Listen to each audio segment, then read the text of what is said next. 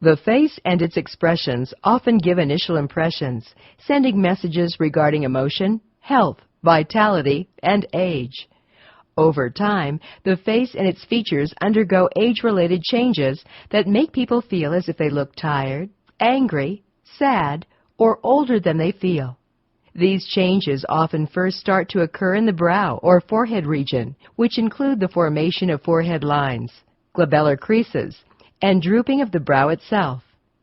A forehead lift or brow lift can help to lift the brow line to a higher position and reduce the appearance of lines and wrinkles, restoring a firmer, more youthful appearance to the upper portion of the face.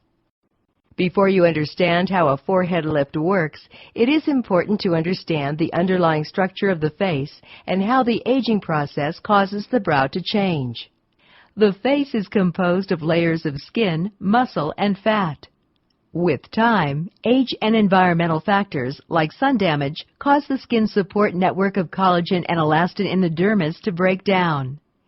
As a result, the skin loses its structure and elasticity and becomes lax. Furthermore, layers of muscle weaken and fat deposits, which normally act as a cushion between skin and underlying bone, are depleted with time. As fat is depleted, the lines and wrinkles in the brow region become increasingly apparent.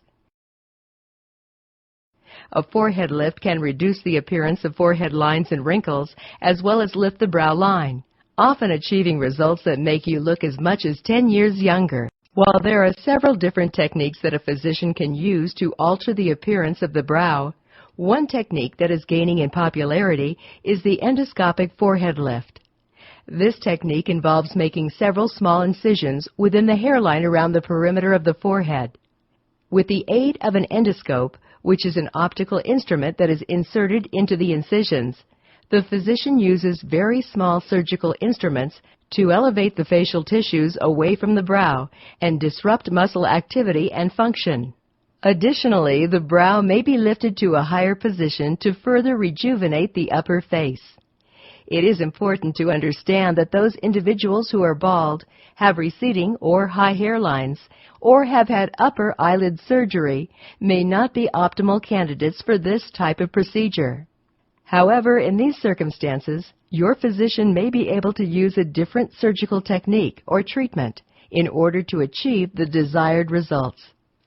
A forehead lift procedure may last approximately 1 to 3 hours, depending on the extent of treatment and the surgical technique used.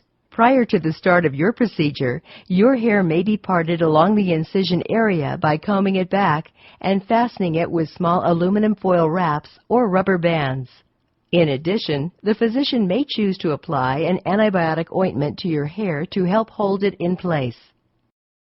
The treatment area will be cleansed, and incision guidelines will be drawn.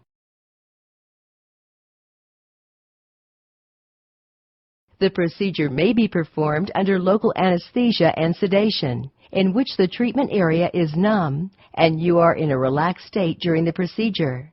Alternatively, the physician may choose to administer general anesthesia. Unlike the coronal incision, the incisions used during an endoscopic forehead lift are very small. Generally, the physician will make approximately 3 to 5 incisions that are positioned in the scalp and temple regions. As the incisions are relatively small, the resulting scars will be well hidden within the hairline. To begin, the physician may insert what are known as blunt forceps into the incisions within the scalp. Using a forward and back motion, the physician will carefully loosen and separate the tissues away from the middle and lateral regions of the frontal bone. Working through the temporal incisions, the physician will continue to elevate the tissue in the temples as well. As a result, the tissues in the brow region are loose and mobile, which not only allows the physician to lift the brow, but access the muscles in the region that are removed during the procedure. In general, there are 3 different muscles in the upper face that may be addressed, including the frontalis, corrugator, and procerus muscle. As you may know, repetitive muscle movement creates different wrinkles in the various muscles. Using a variety of techniques, the physician will correct these signs of aging by carefully removing small areas of the different muscles. Depending on the extent of treatment necessary, the physician may choose to treat all of the different muscles or only a subset of them. By modifying the muscles in the region, the physician disrupts normal muscle activity without compromising proper muscle function. As a result, lines and wrinkles will diminish, and your muscles will still function to create facial expressions. In addition to disrupting muscle activity in the brow region, the physician will lift the brow to a higher position. There are a variety of techniques that can be used to lift the brow, all of which produce comparable results.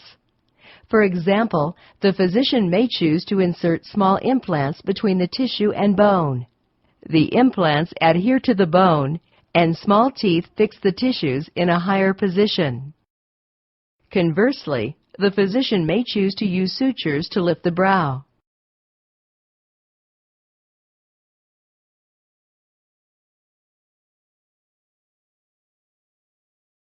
By placing sutures in the region, the physician pulls the brow upward, which results in a smoother.